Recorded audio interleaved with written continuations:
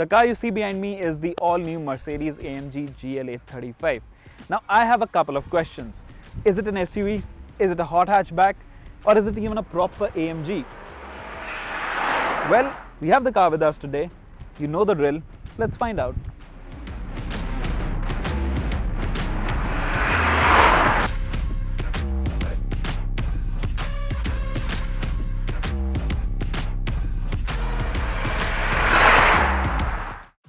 You're watching the autoX YouTube channel. You can also get your daily dose of all things automotive on our website, autox.com, and follow us on social media.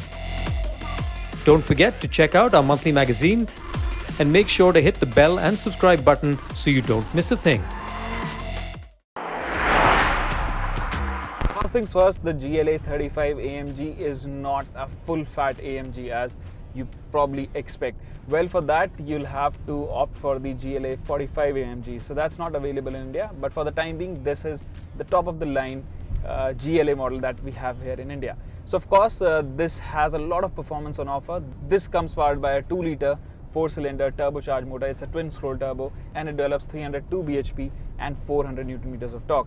So that is of course a lot of performance and it comes mated to an 8-speed dual clutch automatic gearbox. Now if you put your foot down, it'll do 0 to 100 in 5 seconds. It's about 5.1. So that is quite quick for a car of this size, and it feels quite sprightly also. If you're on the go, it has power everywhere. There is of course a little bit of lag at low RPMs, but that is with every turbocharged engine. But apart from that, from around 2000 RPM or 1500 RPM to all the way up to 5 or 6000 RPM, this motor just goes. Right now I'm driving it in comfort mode, so everything is very subdued, everything is very sublime. It doesn't feel shouty, it doesn't feel jerky.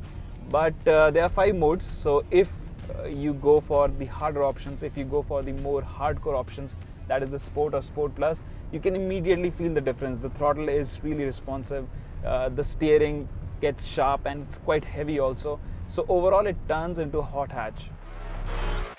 Now what I really like about this engine is the mid-range, because when you're driving this car in the city and you want to just get away from the traffic, it just pulls. So that is the beauty of this engine. You don't feel any lag in the mid-range. When you're riding that torque wave in the middle of the rev band, well, you'll really enjoy this motor between those RPMs, like 3000 to 6000 RPM. It is really quite nice. Of course, even then, I think the throttle has a little bit of play. If you just mash the throttle, it just doesn't go. But once you're there, it is really quite powerful and it is actually quite furious, and you quite enjoy this engine.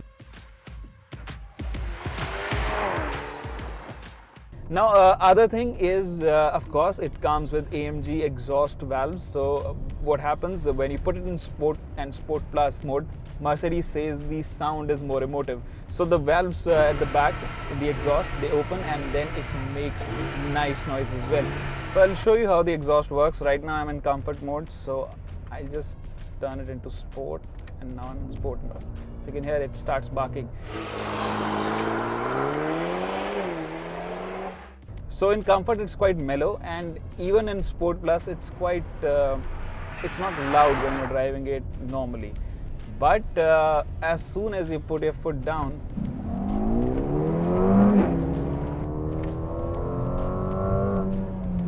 so you hear, it sounds quite nice. It is a bit synthetic I feel, but then it is quite emotive. It turns into a boy racer sort of a thing.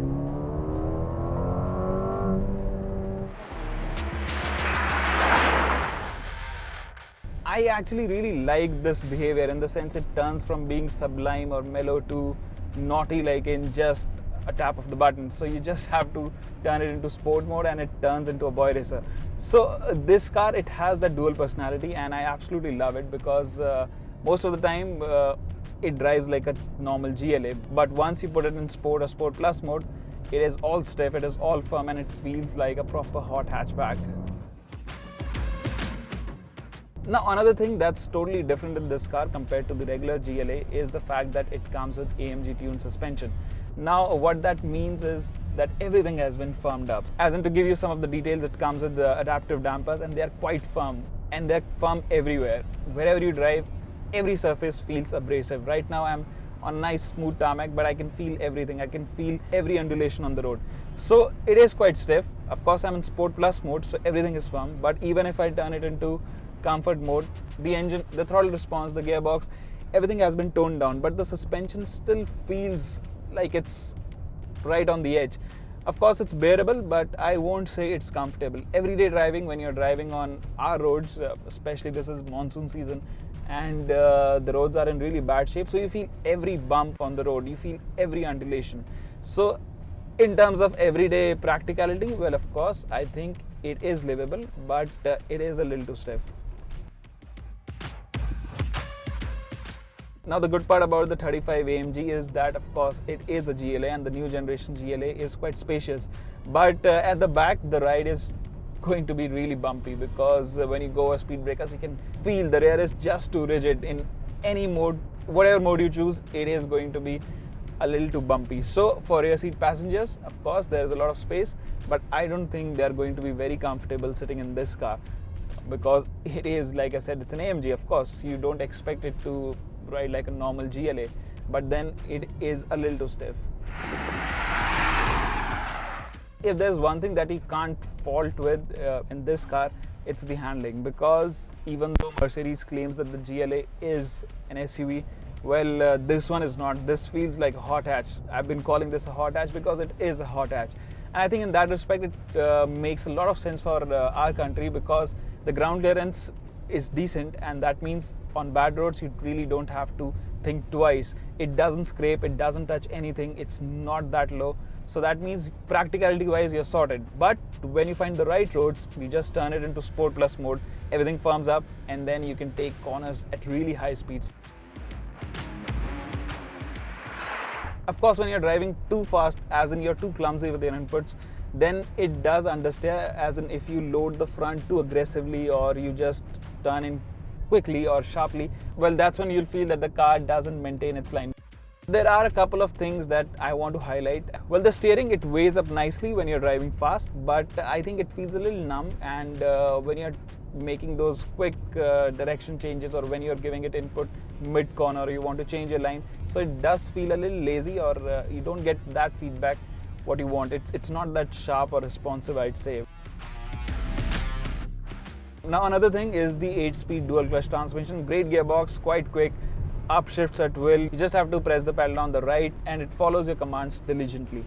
But the other problem is it doesn't downshift as quickly, as if you leave it on its own, well, then it will. But if you're trying to do manual shifts, it doesn't respond to your commands that efficiently. Well, that is a problem, because when you're driving it really fast around a set of bends, or you're really going for it and you need some sort of engine braking before corner entry, it doesn't downshift. Sometimes it downshifts right in the middle of the corner. So that's what I thought was a little bit of problem for me, because I like to take control, and the gearbox was not allowing me to downshift when I wanted to. When it comes to its outer appearance, the GLA 35 doesn't look all that different from the regular GLA. You can even say that it's a little subdued for an AMG. Among things that differentiate it from its lesser siblings, this AMG version has a Pan Americana grille with vertical slats, bigger 19-inch 5-spoke AMG alloy wheels, AMG brakes with silver calipers, aluminium-looked roof rails, and a body-colored roof spoiler.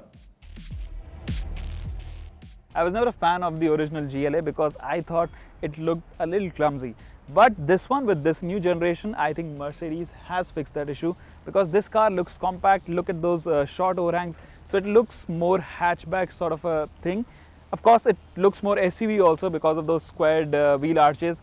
But overall, because of its dimension, because of how it sits on the road, I think this is more of a hatchback.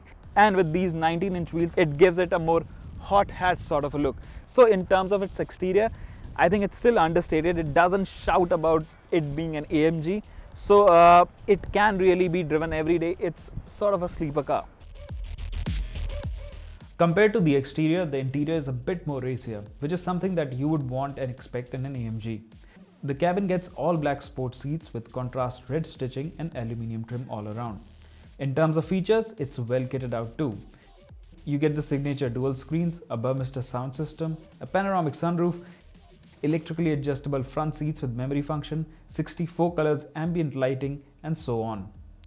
Quality and fit and finish are of course top notch, but there are a few things worth mentioning. The seats, even though they are quite supportive, are quite hard, and coupled with the stiff suspension, it can get uncomfortable after a while. Another thing that I want to point out is that the GLA still doesn't get wireless Android Auto or Apple CarPlay. In this day and age, that's a bit of a miss on a 60 lakh rupee car. So there are two ways to look at the GLA 35 AMG. First of all, well, it is a compromise in every way because it's not an SUV, it's not a hot hatchback, and it's not even a proper AMG. But at the same time, if you look at it from the different perspective, it's that this car has the best of all of those worlds.